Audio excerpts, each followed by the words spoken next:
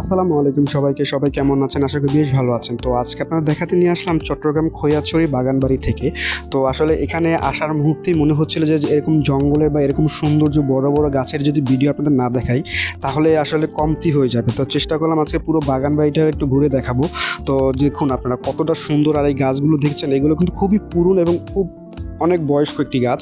তো আসলে এইটা শেষ করে যখন একদম পুরো লাস্ট মোমেন্টে উপরে দেখে ওঠার চেষ্টা করলাম, তো এটার মুহূর্তে যখন খুব উঠছিলাম এতটা ভালো লেগেছে। দেখুন কতটা সুন্দর পরিবেশ, এরকম সুন্দর পরিবেশ আসলে চোখে দেখাটা একটা ভাগ্যের বিষয়।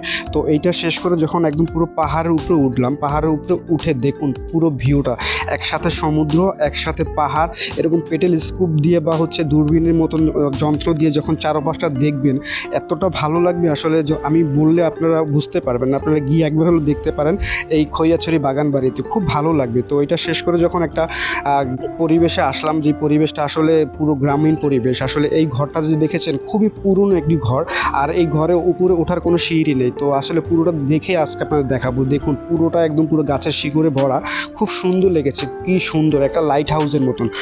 ভিডিওটা কেমন লাগলো অবশ্যই কিন্তু কমেন্টে জানান। ধন্যবাদ।